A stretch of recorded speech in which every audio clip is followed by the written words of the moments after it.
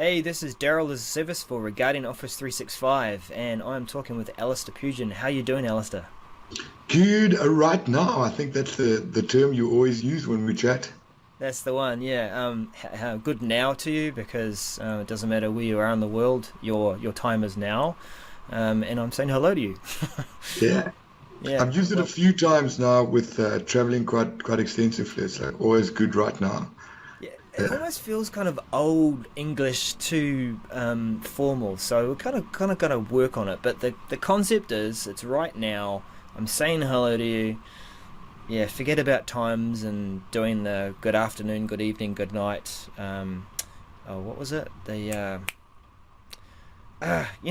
comedian, Jim Carrey, who did uh, the whole world that was centered around him, and it was all about filming Bruce him. Almighty.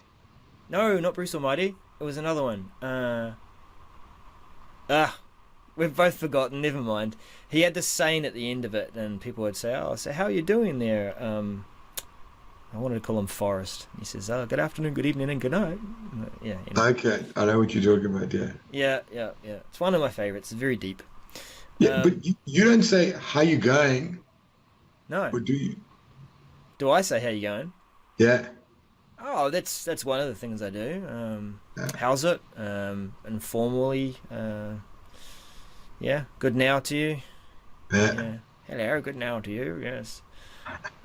Bit old pompous Rhodesian. rotation. It's Oh, very Rhodesian. Back in the days of Rhodesia, which was a British colony. So yep. yeah. Oh, we can do our best to put on the British accent. I'm sure that local Brits will be going, oh no, no. It's like car Anyhow, we're training. here for a reason. We are, yeah. Stop distracting me. Yeah. So regarding Office 365. Anyway, so we're interviewing Alistair because Alistair has a gig. He is doing a podcast. So tell us a bit about that before we talk about something else. Yes, so Two Guys in SharePoint, my weekly podcast show, which has been delayed by 2 weeks. My partner, Odd Modlin, is not very happy with me right now. We'll be live streaming from Ignite. There's a podcast center, and I think you've got a slot as well for regarding Office 365. Yeah, Yeah. presenting with Lorian on that one. Yeah. Okay. Yeah. I think I'm interviewing Heather Newman on Teams. I just need to make sure that's right. I mean, there's so much going on right now. I have to physically go check schedule to make sure that what I say is actually correct. Yeah, and now that you're recorded, we'll just confirm that. Heather, if he doesn't ask you to be in the interview, I have asked actually, so I can confirm that. I just want to make sure we were talking about Teams. yeah, I'm not going to edit it out, man. It's just too tricky. So that's going to be a live pod. And the thing about the podcast is that it's doing what you already do, but you're doing it with a professional producing crew, right? So they know what they're doing. They've got all the gear. They're going to live stream out to various things. But you also have two live audiences. So I've seen a layout. There's a Yes. You can sit and there's like limited chairs in the room with the crew, and then there's another overflow area where you'll be able to sit, and I think that sits up to 150 people. My It's goodness. it's ridiculous, mate. Yeah.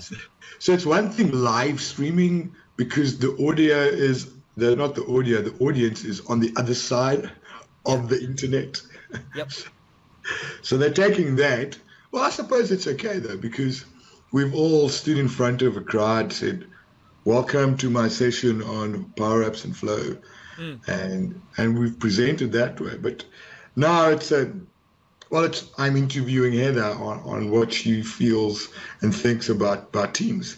Um, Being in the space for as long as Heather's been, I'm working with SharePoint since SharePoint 2003. Mm-hmm. She's done all the launches for SharePoint when she was at Microsoft, and really getting to grips with what her opinion and her thoughts are on Teams, because Teams is the great departure that we're seeing from how you interface with SharePoint. Long live SharePoint. SharePoint is dead. Long live SharePoint.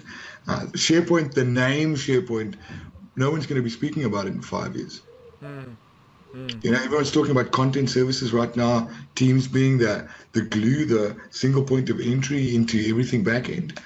That's what we're seeing. And I've been starting to have conversations with knowledge management people that are saying, well, the world's coming to an end because all of these things are changing and nobody needs to know about information architecture. We don't care where the content is, as long as it's stored somewhere and you can find it, and the front end of SharePoint is going to turn into a Google search bar. Yeah, yeah. And obviously, you've already given it a lot of thought. You've been talking to people, and you're just warming up there. I can hear you're just about ready to podcast now. So save some for Heather. Definitely, yeah. But that's just a preamble, a precursor, a forward to what's going to happen on the day. There you go. Yep. All warmed up, and definitely come along to that. You can come along and sit live and see it. So that's awesome. Are we going to be throwing out some regarding Office 365 t-shirts possibly to some lucky attendees? Well, the t-shirt order's on you, dude. So will we have enough? We might. We'll consider that. So come along and come grab some gospels of Microsoft from both of us, actually. Yeah, and Tracy Vanderscape has been pretty busy taking suggestions from us about the design for that t-shirt. It's going to be quite fun. Perhaps controversial, poking fun at a few things, but really making us think about 365 and the journey and the story that we all live day in, day out. Yeah. So we're up to other things too, aren't we? So you're doing the podcast, but by the time this recording is shared with people, what else are we up to, Alistair? So the embargo will be lifted by the time this gets shared with everybody. Yeah. And it's been a long wait. We've both signed NDAs, but this was an NDA plus an embargo. I've never been embargoed, so I'm super excited about it. Yeah. It's like I work for the military or something. Yeah, so you go ahead, man. So by the time this airs, we will officially be Ignite reporters. What does that mean? So it's like a CNN, but we called it MNN, so Microsoft News Network, and we'll be bringing you what happens on the day at Ignite. So, Daryl, you want to give us the highlight reel of the things we'll be covering? Yeah. Darn it, I've lost that page. Where was it? Right click, go back. Oh, come on now. So there was a few things that we had listed out, and because you and I had been talking about it for some time, we put it to the tech community. Hey, this is what we'd like to do. We'd like to involve the community and really get in talking to people, talking to attendees, telling their stories and their reflections about what they've heard at Ignite. It's not so much, so what are you super excited about, but the real story. You've just come out of a session on SharePoint and it's been talking about a roadmap, or you've just come out of a security session and you've been hearing about some things that are coming. Now, while you were sitting in that session, what triggered in your mind about how you're going to be applying that to your current work situation, like your organization? Is there something there that is going to have to change drastically? Is it going to be a positive thing? Is it going to be a difficult thing to face? Are you going to be impatient and going, why must I, just sort of waiting for that little loading wheel of when is this thing actually going to arrive? It's been announced at Ignite. So that's one thing that we're trying to capture. What else are we trying to capture, Alistair? So we've got a full program, and we'll be putting up the schedule over the next week or two. Once everything's been bedded down, because everyone is still, Microsoft themselves are still working through the schedule, and as we saw in last week's call, schedule changed quite considerably. So we'll be covering speaker interviews. There's quite a few of them that we've identified that we want to talk to about their session and what their take homes are around those sessions. We're also going to be looking at delegate conversations like you listed right now. Yep. So what was your experience of the session? We know that Microsoft's going to be launching quite a few things that they've kept quiet about.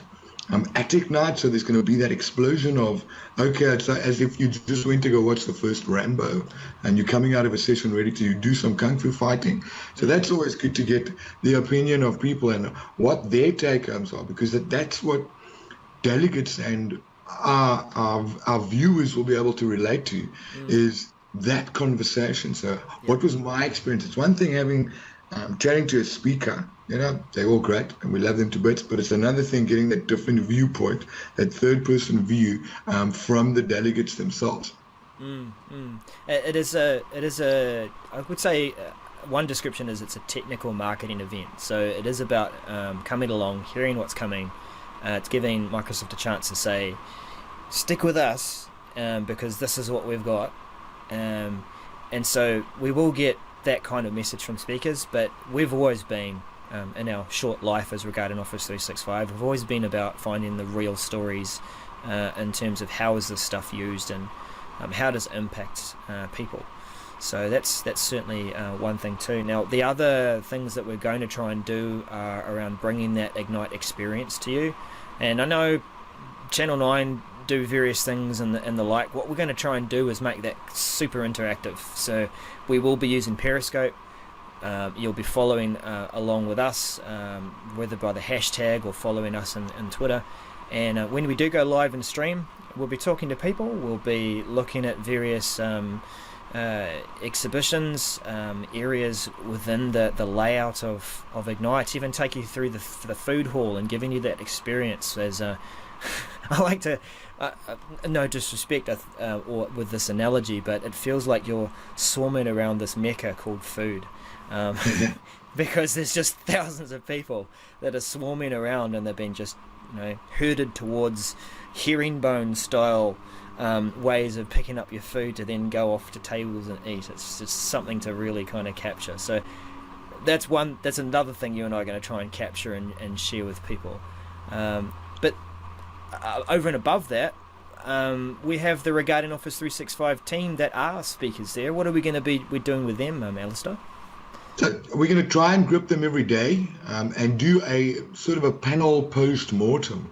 And when we all being pulled in different directions, Simon, Lorianne, Tracy, Daniel, Tracy, yeah. Yumi, we all be pulled into different areas of our focus areas are a little bit different. So it's good to do a post-mortem of our experience of the day. I think it'll be about a 20-30 minute sort of CNN view sort of panel discussion about what we did on the day and just to share our opinions around that. I'll be hoping to get that if the time permitting, and we'll be able to get that out to everyone. Yeah, it's and it's good to, for some of us, it's the first time we're meeting in person, so another awesome dimension to it. Hopefully trying to bring some of the after hours experience of Ignite too, where we can keep it tame, because there are often gatherings that vendors put on to invite us along to and enjoy a party or two and talk. So we'll try and bring that as well. And then there's Universal Studios at the other end. There's just, like I said in the post that's probably published today, the ideas keep coming. Stay tuned. No, really, stay tuned to at Office 365. I'm excited. No, I'm super amped. I don't think everyone understands the magnitude of the event. If memory serves, they moved it there because they could accommodate more people. Yeah, I remember the first Ignite event was at Chicago, and then they thought, let's do it again at Chicago. It worked well. Then something else went funky.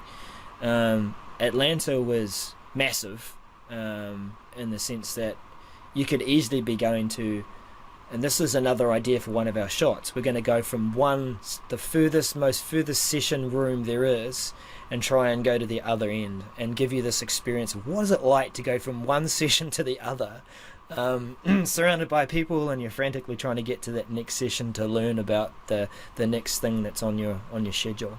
Yeah, that travel time lapse. Yeah, time lapse.